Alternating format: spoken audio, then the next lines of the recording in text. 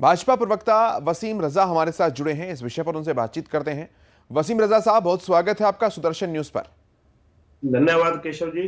जिस तरह से पूरा ये प्रकरण चल रहा है राजनीतिक हत्याओं का पश्चिम बंगाल के अंदर, और ये कोई पहला वाकया भी नहीं है, लेकिन हाल ही के केवल इसी हफ्ते की अगर बात करता हूं तो सबसे पहले जेपी नड्डा जी की गाड़ी के ऊपर हमला और उसके बाद ये राजनीतिक हत्याएं, ये किस ओर संकेत कर रही हैं वसीम रजा साहब?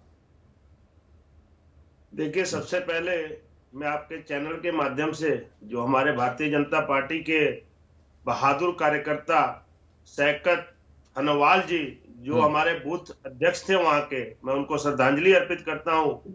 और ममता जी का जो ये काम, जो कारनामा जो अंजाम दे रही है पश्चिम बंगाल के अंदर, भाजपा के निर्दोष कार्यकर्ताओं की लगातार हत्या होना, बंगाल की जनता ये देख रही है। और मैं ये कहूंगा, विनाशकालीन विपरीत बुद्धि, ममता जी की जो बुद्धि है वो भ्रष्ट हो चुकी है। और ये उनकी जो माया नगरी है, उनके पूरे शासन को उखाड़ फेंकेगी। कहीं ना कहीं आज ऐसी घटनाएं पश्चिम बंगाल की धरती को पूरी दुनिया के सामने शर्मसार कर रही है। लोकतंत्र की लगातार पश्चिम बंगाल में हत्या हो रही है। मैं इसकी कड़ी शब्दों में निंदा करता हूं।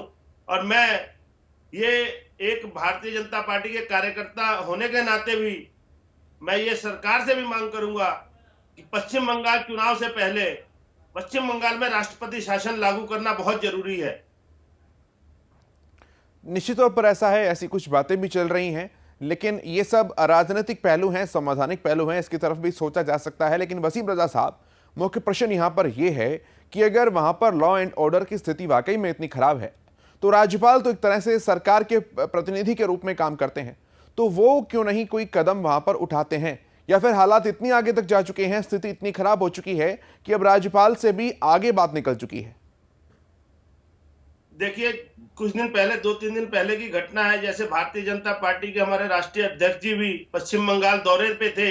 उस दौरे के दौरान भारतीय जनता पार्टी, जो दुनिया की सबसे बड़ी पार्टी है, और उस पार्टी के राष्ट्रीय अध्यक्ष आदरणीय जेपी नड्डा जी के बारे में पूरी दुनिया के लोग सम्मान की नजरों से देखते हैं।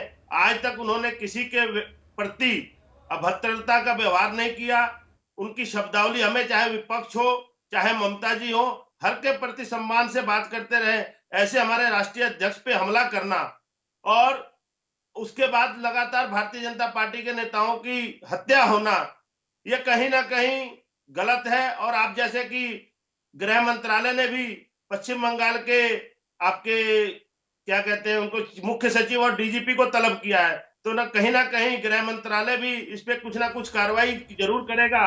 और हम भी ये बात कहते हैं कि पश्चिम बंगाल के अंदर, पश्चिम बंगाल की ये धरती जो है पंडित दीनदयाल, डॉक्टर श्यामा प्रसाद मुखर्जी की धरती है।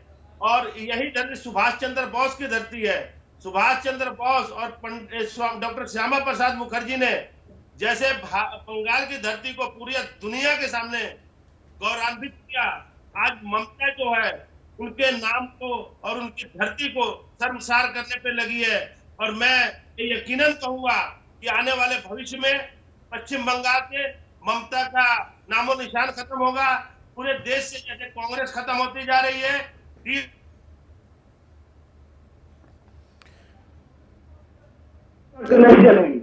ठीक है, संपर्क यहां पर वसीम रजा साहब से थोड़ा सा टूट गया है, उसको दुरुस्त करने की कोशिश करते हैं। लेकिन ये तस्वीरें भी हैं जो कि इस कदर है कि हमें ब्लर करके आपको दिखानी पड़ रही हैं, क्योंकि बिना ब्लर्ड तस्वीरें हम आप तक नहीं पहुंचा सकते हैं। इतना लहूलुहान कार्यकर्ताओं को यहां पर किया गया है। और देखिए, विचारधाराओं की लड़ाई लोकतंत्र में चलती रहती है, चलती भी रहनी चाहिए, लेकिन विचारधाराओं की लड़ाई अगर तलवारों से, हथियारों से लड़ी जाए तो फिर वो एक स्वस्थ लोकतंत्र की निशानी नहीं रहती है। उसमें पार्टी से परे हटकर ये बात किए जाने की आवश्यकता है। रजा साहब हमारे साथ दोबारा जुड़ गए हैं। वसीम रजा साहब, अब विपक्षी इस बात को कहकर भी चुटकी ले रहे हैं आप लोगों की कि जब लाखों कार्यकर्ताओं की, हजारों कार्यकर्ताओं की हत्या पश्चिम बंगाल के अंदर हुई, तब कुछ भी नहीं किया गया, केवल राजनीतिक रोटियां सेकने का काम किया गया।